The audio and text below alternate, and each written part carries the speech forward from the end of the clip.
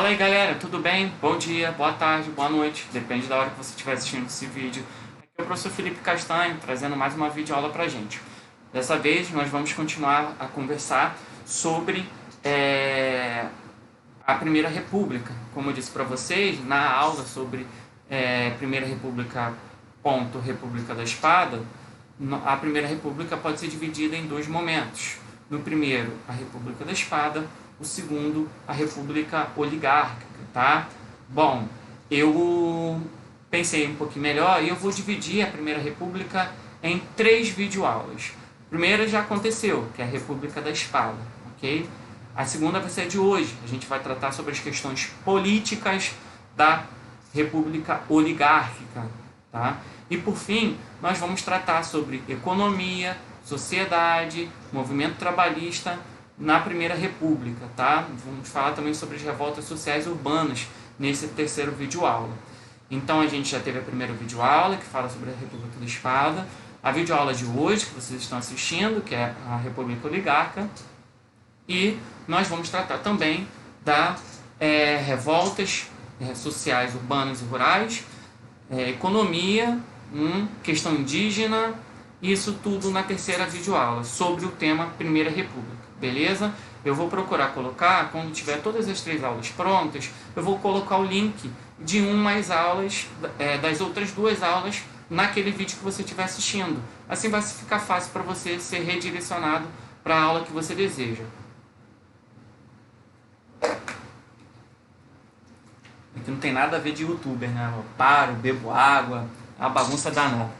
Mas é isso aí, professor YouTube é assim mesmo. Bom, vamos lá, galera. Então, se ajeita aí.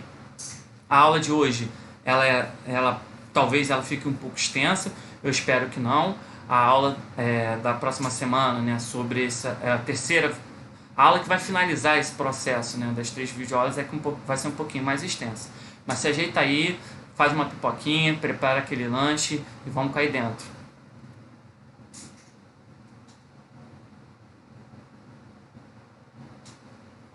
Bom, beleza.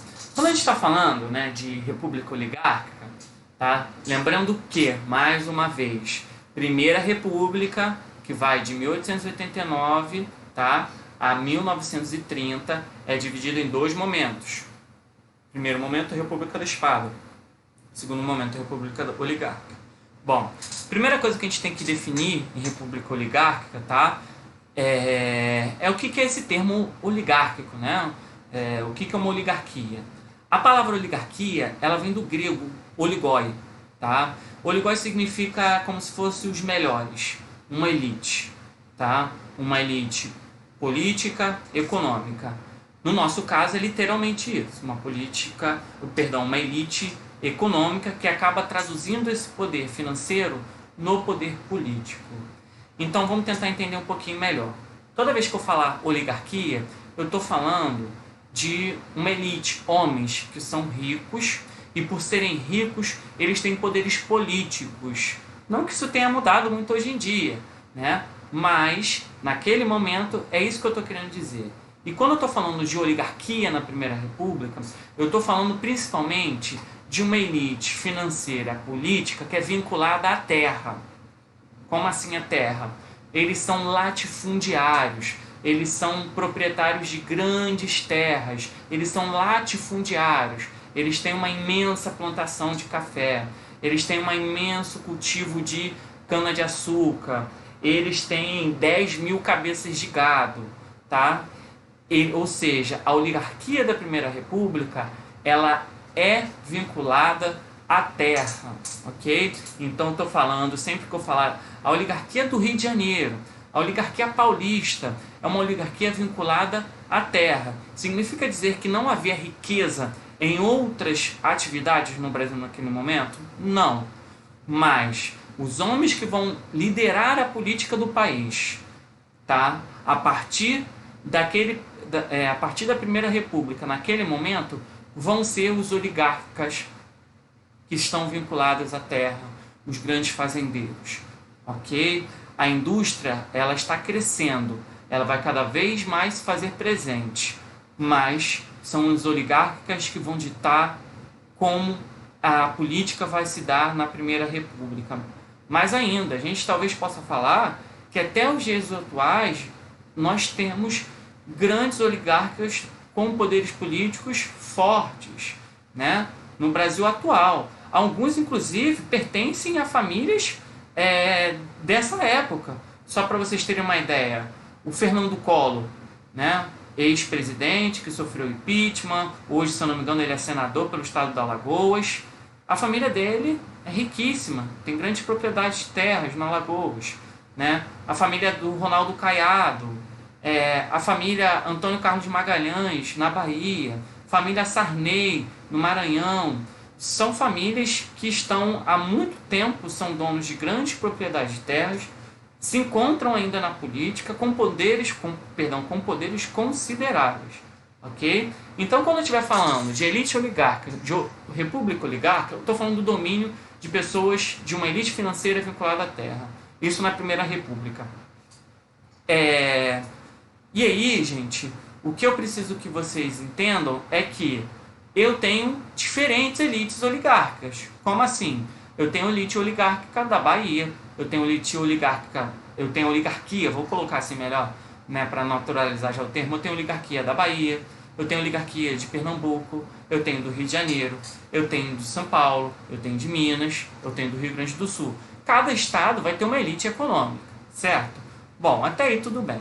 Os historiadores, existe mais de um historiador que estuda sobre o tema e define de forma um pouco diferente, mas os historiadores vão dizer que existem oligarquias de primeira, de segunda e de terceira grandeza.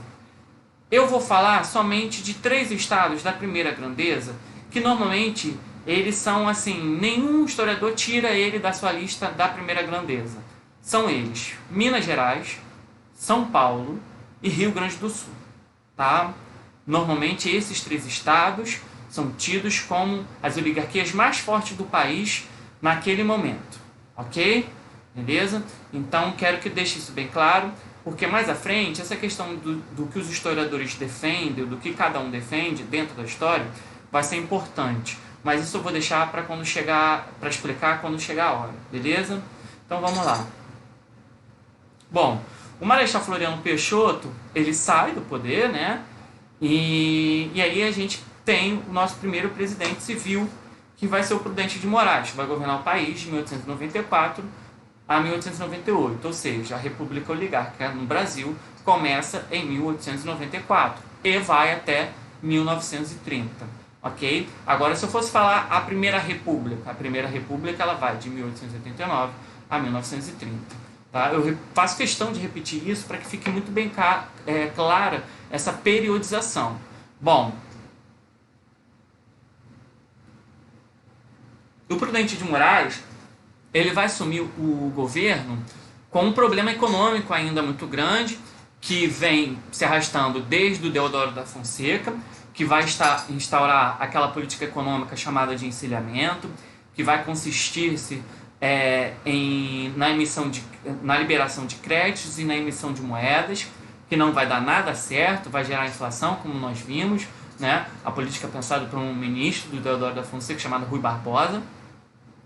O Floriano Peixoto vai viver em meio a crises, a conflitos, e ele vai até tentar resolver a questão econômica, mas não deu.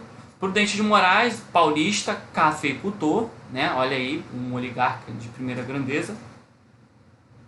Ele vai tentar resolver, e de fato vai conseguir sanear boa parte das questões financeiras que estavam atrapalhando o Brasil no seu desenvolvimento. Tá? Além disso, o governo do Prudente de Moraes vai ser notabilizado pelo estouro da revolta de Canudos, né? O levante de Canudos.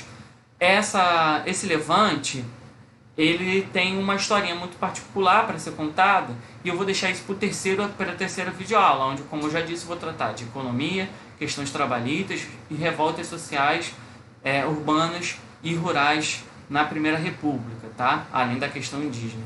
Não posso esquecer disso. Bom, então basta por hora que vocês saibam que Canudos, a existência de Canudos aconteceu durante o governo de Prudente de Moraes. Vamos lá. Essa imagem assim aqui descarta, era para entrar em no próxima videoaula, mas é uma figura de seringueiros, ok? Enfim.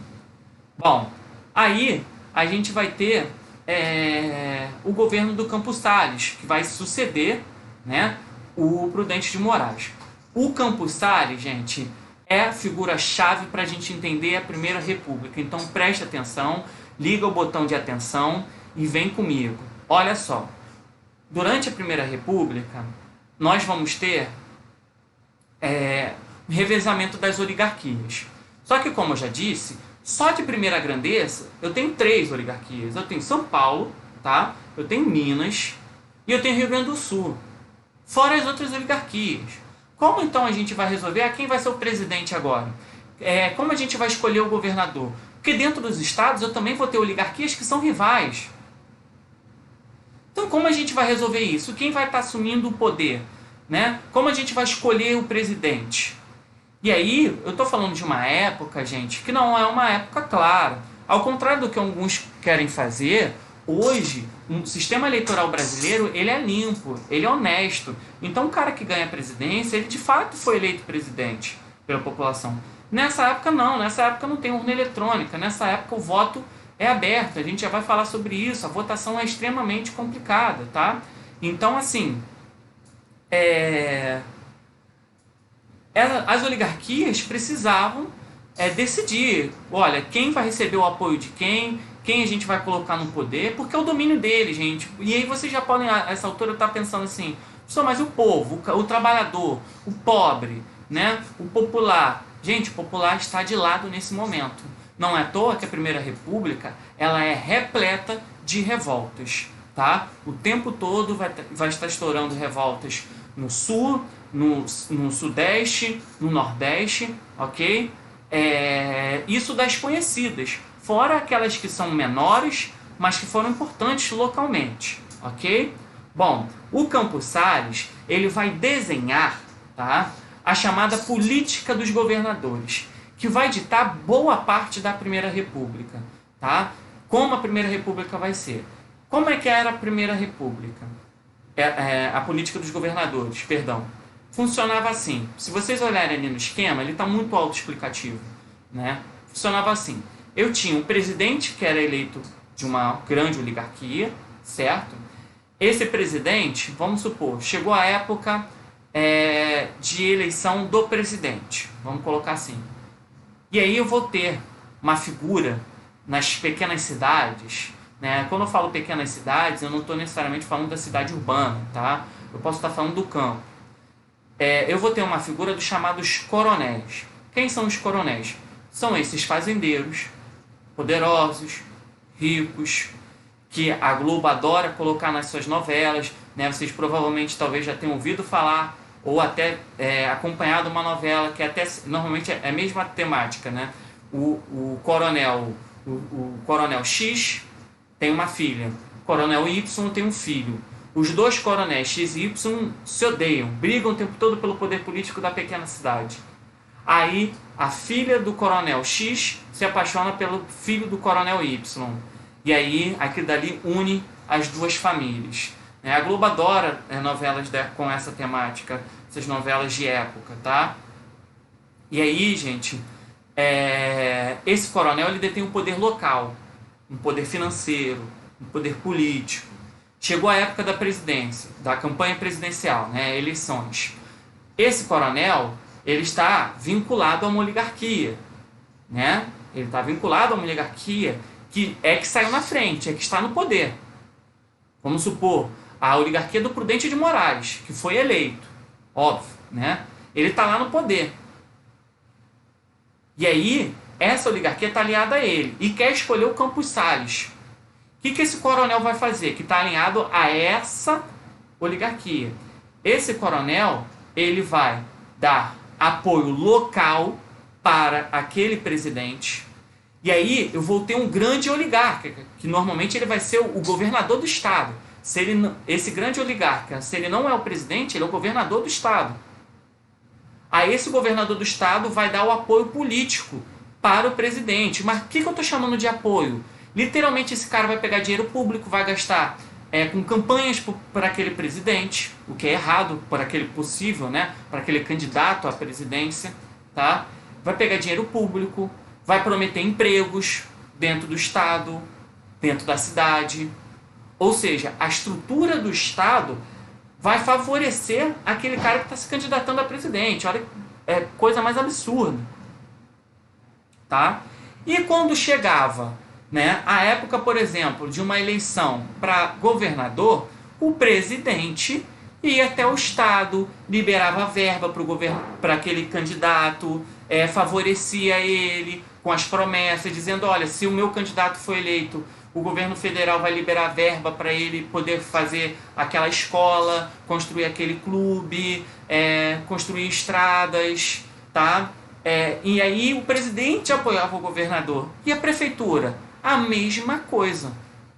A mesma coisa. Aí o presidente e o governador iriam apoiar, né? Óbvio que o presidente talvez ele não fosse lidar com todas as candidaturas de prefeituras, né? Mas ele iria ter o apoio, né? Ele daria, olha, não tem hoje quando a gente vê na época de campanha política, aparece lá uma fotomontagem, um vereador tal, que o presidente nem conhece, mas está a foto do presidente e daquele candidato a vereador, só para dizer que um está apoiando o outro. Só que naquela época esse apoio não passava somente numa montagem de Photoshop com dinheiro utilizado do próprio vereador. Naquela época o dinheiro utilizado era do próprio Estado. E aí o prefeito prometia empregos, né? E quando ele não prometia, o voto tinha que vir na base da violência, que é um tópico que a gente vai tratar à parte no próximo slide. Então a política dos governadores era essa. Era o coronel apoia o governador apoia o presidente, e aí quando chegava a época de outras eleições, acontecia o inverso. O presidente apoiava o governador apoiava os coronéis para a eleição municipal, tá? Para os prefeitos. Isso era a política dos governadores. E qual o problema disso? O problema disso é que basicamente a gente teve a mesma oligarquia, não vou dizer a mesma oligarquia, mas nós tivemos sempre aquilo no poder quem os poderosos financeiros queriam. Tá? A gente não tinha eleições limpas. As oligarquias dos diferentes estados dominaram a Primeira República do jeito que elas quiseram, tá? Com a política dos governadores implementada pelo Campos Salles. Tá? Esse período, gente, também normalmente inaugurado pelo Campos Salles, disse que foi um período da política do café com leite. Presta atenção, liga aqui a atenção. Olha, vem comigo. A política do café com leite, ela seria o seguinte.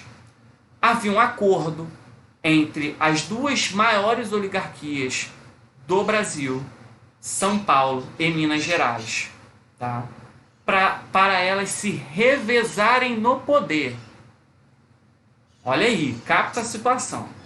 E aí, por que política do café com leite? Porque São Paulo era um grande produtor de café e Minas um grande produtor de leite. Tá? Mas da onde se dizia que vinha o poder de Minas? Nem todo mundo podia votar na Primeira República. Tá? Havia uma série de restrições. A gente já abordou isso muito rapidamente lá na República, na videoaula sobre a República da Espada. Minas Gerais era um estado muito populoso e que tinha a maior concentração de pessoas que podiam votar no Brasil. Daí viria o seu poder e não necessariamente do poder econômico. Bom, vamos aqui. Na história tradicional, pode ser que venha a cair numa prova, tá? A política do café com leite ainda é a explicação mais razoável, mais lógica. Ou seja, a explicação de que Minas e São Paulo se revezaram no poder, tá? Para governar o país. Essa é uma explicação, ok? Fica bem claro isso daí. Café com leite, café São Paulo, leite Minas, revezamento na presidência, tá? Ora um presidente mineiro, ora um presidente paulista. Primeiro, vamos conjecturar aí. Minas só tinha leite? Não. Havia também grandes cafeicultores no estado de Minas Gerais. Tá? Deixar isso bem claro. E aí, gente, essa questão ela já foi revista pela história. tá? Há uma revisão historiográfica, tá? Vou trazer aqui até logo o slide. Há uma revisão historiográfica que diz o seguinte: olha, essa história de que a política do café com leite foi o domínio de Minas e São Paulo do jeito que eles queriam, não é bem assim, tá? Ela ainda existe, você vai encontrar ela no seu livro didático, tá? Em muitos livros didáticos. Alguns tratam já dessa forma, outros não abordam mais, outros dão essa nova abordagem que é que eu vou falar para vocês. Se for numa prova, professor, caiu numa prova, como vai ser cobrado? Eu vou trabalhar com a política do café com leite ou essa que você vai ensinar agora? Você vai ter que ler na prova qual é a proposta que ele está adotando.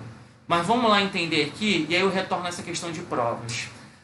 Há um tempo atrás, uma historiadora de Minas Gerais, chamada Cláudia Viscardi, né, o nome dela completo é Cláudia Maria Ribeiro Viscardi, uma historiadora, se não me engano, ela é de Minas, ela lançou essa obra, né, que, se eu não me engano, é fruto da tese de doutorado dela, chamada O Teatro das Oligarquias, uma revisão da política do café com leite. E nessa obra, gente, ela simplesmente desconstrói a ideia de que Minas e São Paulo simplesmente, tranquilamente, dividiram o poder de boa durante a Primeira República. Tá? O que ela vai dizer nessa obra é o seguinte: olha, São Paulo, Minas e Rio Grande do Sul eram, de fato, grandes oligarquias que, durante boa parte da Primeira República, elas tinham uma força, uma voz determinante. Só que, como era decidido quem seria presidente ou não, envolvia todas as oligarquias, e não apenas São Paulo e Minas. Tá? Então, todas as principais oligarquias dos estados, tá, sentavam na mesa e decidiam: esse vai ser o próximo presidente, esse vai ser, depois dele vai ser esse. Só que, naturalmente, Minas e São Paulo tiveram um pouco mais de presidentes e um pouco mais, tá? Mas eu tive presidente do Sul, tá? O Hermes da Fonseca, do Sul. Então, óbvio, por eles serem oligarquias mais fortes, eles vão acabar determinando quem... não é que vão acabar determinando, mas eles vão ter mais voz do que os outros naquele cenário. Imagine da seguinte forma: tem um Campeonato Brasileiro, a gente sempre tem aqueles grandes clubes, mas sempre há uma garantia de que aquele grande clube vai ganhar em todos os campeonatos? Não. Pode ser que tenha uma zebra. É difícil? Mas pode acontecer. Tá? Fato é que normalmente vai ficar entre aqueles grandes clubes. Normalmente. A regra vai ser aquilo. Mas não significa que eu não vou ter um jogo. Tá? É óbvio que na política as pessoas sentavam e decidiam. Não era um jogo. Mas era um jogo que era decidido por todos esses clubes.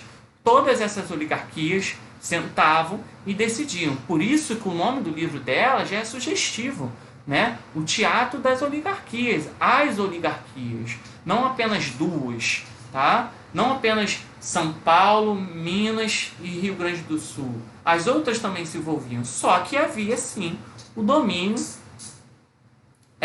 de São Paulo e de Minas Gerais. Ok? Deu para entender? Quando isso acontecer numa prova, né? E quando eu estou falando prova, por exemplo, você vai fazer uma prova para Cefet, para Cefetec, para Faritec, enfim, qualquer prova que você vai fazer, você vai conseguir identificar na questão qual é a vertente historiográfica, né, que a questão está tratando, beleza? Então vamos continuar. Gente, como eu disse, como é que eram as eleições na República Oligárquica? Tá? As eleições, gente, eram totalmente manipuladas pelas oligarquias. Como vocês já viram, a política dos governadores ditava qual seria o próximo governador, quem receberia o apoio para ser prefeito, o próximo presidente. Ou seja, era tudo, de certa forma, literalmente, quase manipulado. Tá? Repare, eu estou dizendo que havia manipulação na eleição. Não significa dizer que não havia competição. tá? Uma coisa é a oligarquia, uma determinada oligarquia X contra a oligarquia Y. A oligarquia X está no poder e vai manipular as eleições para se manter no poder. Mas não significa que a Y não está tentando acessar esse poder. Tá? Uma coisa é manipulação, outra coisa é competição. Havia muita competição na República Oligárquica entre as oligarquias, entre os poderes locais, entre os coronéis. Tá? O problema é que também havia uma grande manipulação dos resultados que saíam daí. Ok? Bom, o primeiro problema da República Oligárquica é que o voto era aberto. Tá? As pessoas chegavam e falavam em voz alta em quem ela estava votando. Isso facilitava a compra de voto e quando você não votasse, isso facilitava também a violência para quem não votasse. Tá?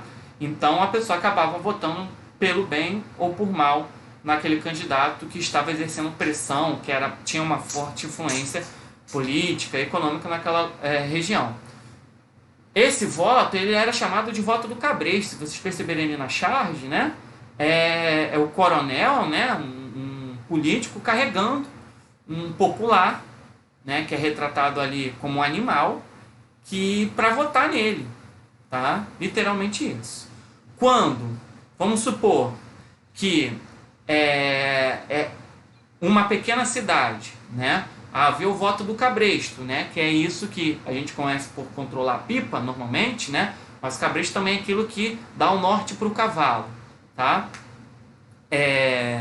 O voto do cabresto, ele era de indivíduo para indivíduo, né? Um coronel chegou lá, forçou o indivíduo a votar nele.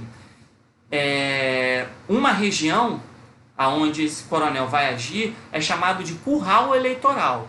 Eu tenho o meu curral eleitoral, porque ele tem várias pessoas que votam nele por conta ou da compra de votos ou por conta da violência que ele utiliza. Tá?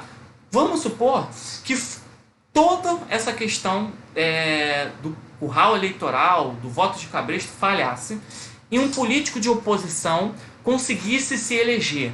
O que aconteceria? Simples, eles criaram, né, uma comissão chamada Comissão Verificadora de Poderes. O que essa comissão fazia? Essa comissão dizia o seguinte: olha, esse político aqui, esse cara que acabou de ser eleito, ele devia R$10 lá no armazém da Dona Maria. Não pode assumir o posto dele. Manda o próximo político, e aí o político da oligarquia local, aquela poderosa que foi quem agiu, entrava no poder. Tá? A Comissão Verificadora de Poderes, ela funcionava como uma lei do ficha limpa. Só pode se eleger quem tem ficha limpa. Só que nesse caso, ela era utilizada apenas com uma finalidade política, né? Para entrar quem eles queriam e quem eles não queriam. Ok? Vamos lá. Bom, aí, gente, a gente volta para os governos. 1902 a 1906, a gente vai ter o governo do Rodrigues Alves, que aqui para o Rio de Janeiro ele foi muito importante, porque o Rodrigues Alves ele vai reformar a capital do Rio de Janeiro. Ele vai vir com uma proposta de, olha, a capital do Rio de Janeiro, ela é a capital do país, né? A capital do país, que é o Rio de Janeiro, ela é uma capital de país, ela precisa ter caras modernas, né? Ela precisa ser limpa, moderna, linda, maravilhosa. Ela precisa representar, ela é o cartão postal, tá? Do país. Então ela tem que estar ali muito bem, ok? E aí, gente, o Rodrigues Alves vai implementar junto com o prefeito e engenheiro Pereira Passos e o engenheiro Paulo de Fronten as reformas urbanas que vão acontecer nesse período. Essas reformas urbanas também vão ser chamadas de bota abaixo, porque elas vão destruir inúmeras residências. A ideia era a seguinte, gente, o Rio de Janeiro precisa aparecer como uma capital moderna, precisa ter construções modernas, precisa ter um centro urbano moderno. Então, cortiço, que eram como se fossem favelas da época, cortiço é feio. Cortiço não pode estar no meio do centro da cidade. Não pode estar ali na orla de Copacabana, um cortiço. Não pode estar no centro empresarial do Rio de Janeiro, um cortiço. Então a ideia era tornar pelo menos aquele núcleo, o centro da cidade do Rio de Janeiro, de fato, num centro, uma capital respeitável. Tá?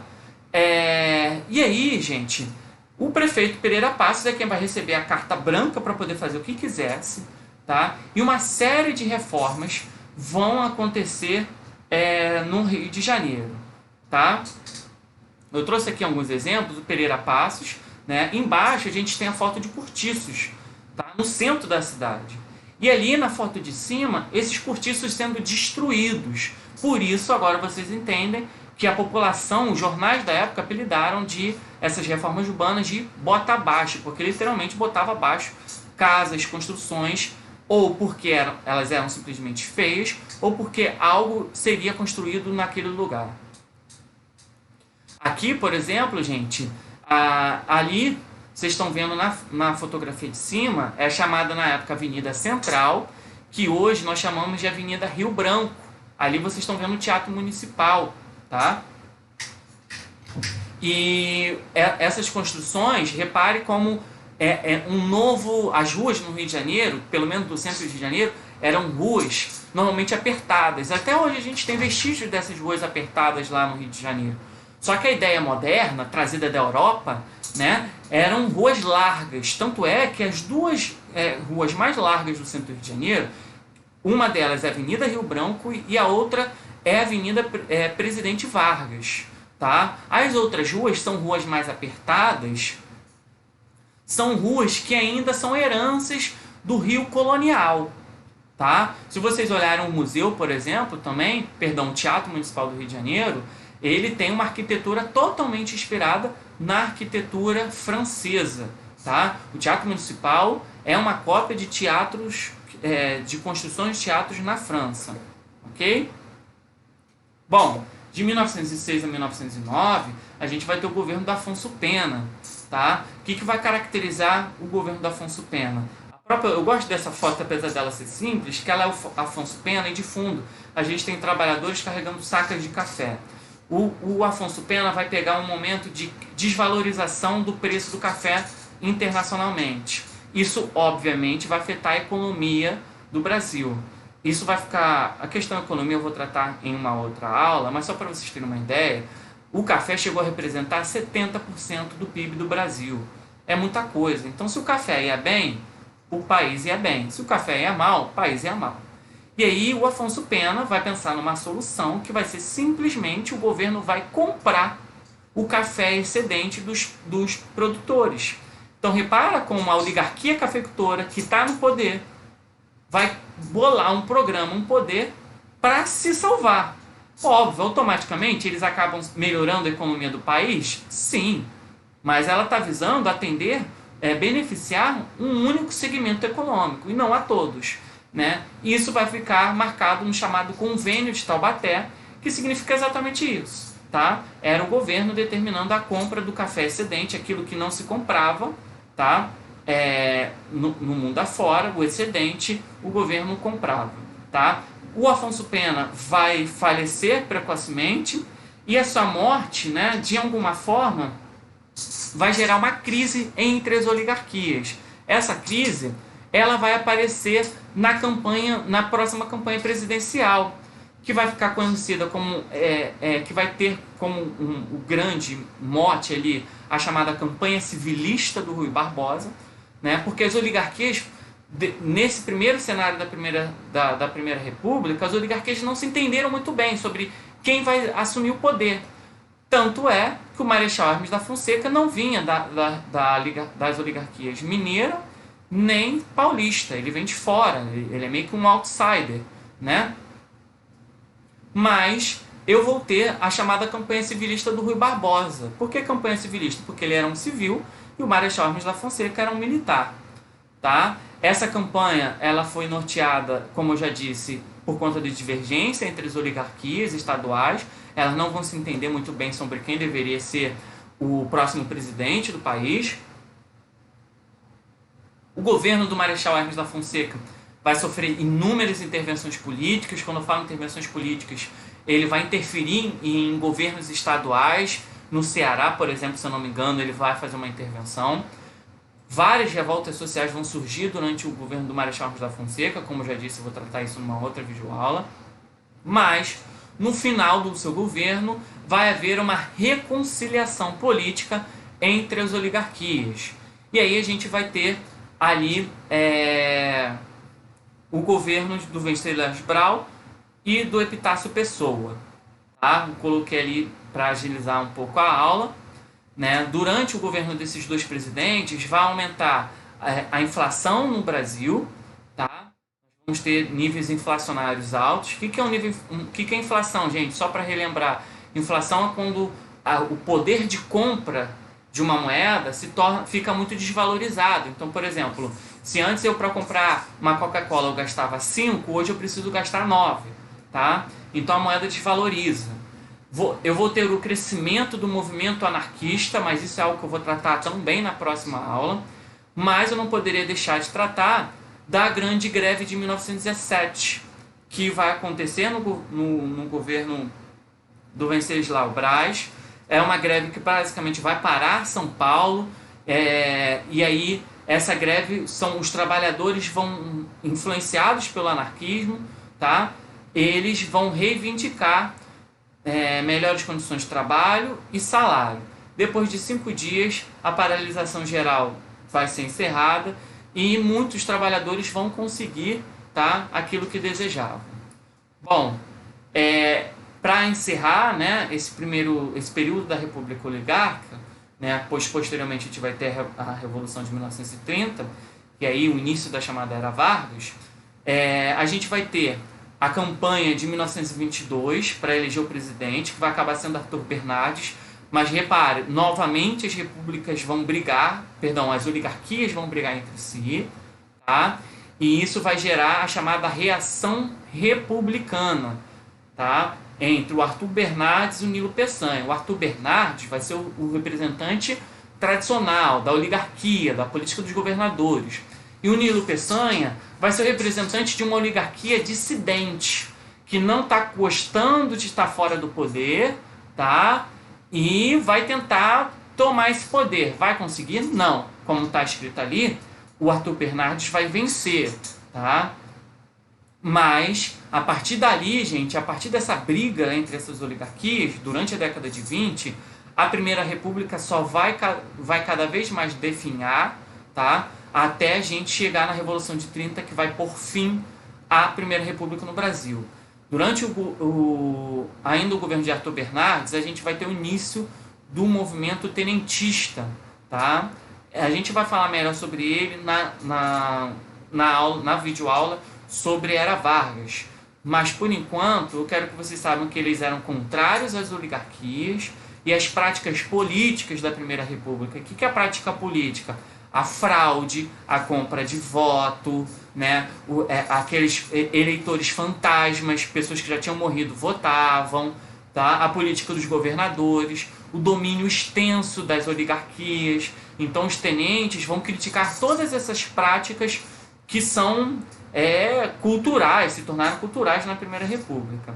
Eu vou ter 3 grandes momentos do movimento tenentista na década de 20. Primeiro, a revolta dos 18 de Fortes, de Copacabana, que vai acontecer em 1922. Depois, a Revolução Paulista, tá? Que acontece em 1924. A Revolução Paulista ela não vai dar certo e aí ela vai se desmembrar na Coluna Prestes. A Coluna Prestes também pode ser chamada de Coluna Miguel Costa Luiz Carlos Prestes, tá? E esse movimento vai perdurar durante toda a década de 20 até que eles conseguem chegar ao poder com Getúlio Vargas em 1930. Luiz Carlos Prestes, eu reservei um slide só para ele, porque ele vai ter uma trajetória, ele é uma das grandes figuras republicanas na história do Brasil. Ele participa do movimento tenentista, ele era um militar, participou do movimento tenentista e posteriormente ele vai se tornar uma das maiores lideranças do Partido Comunista no Brasil, tá? Bom, gente, a aula de hoje basicamente para tratar dessas questões políticas, tá? Acabou que ficou um pouco extenso, mas repare que a gente tratou de todos os governos da Primeira República, ok? E na próxima aula nós vamos retornar algumas questões, porque, como eu disse, não dá para isolar a questão política, da questão social, da questão econômica. Mas eu vou focar mais nessas questões, relembrando, recapitulando, as questões da próxima videoaula vão ser as questões econômicas, questões sociais, questões indígenas, tá? Bom, espero que vocês tenham gostado. Qualquer dúvida, posta aí no comentário. Valeu, galera. Até a próxima. Fiquem em paz.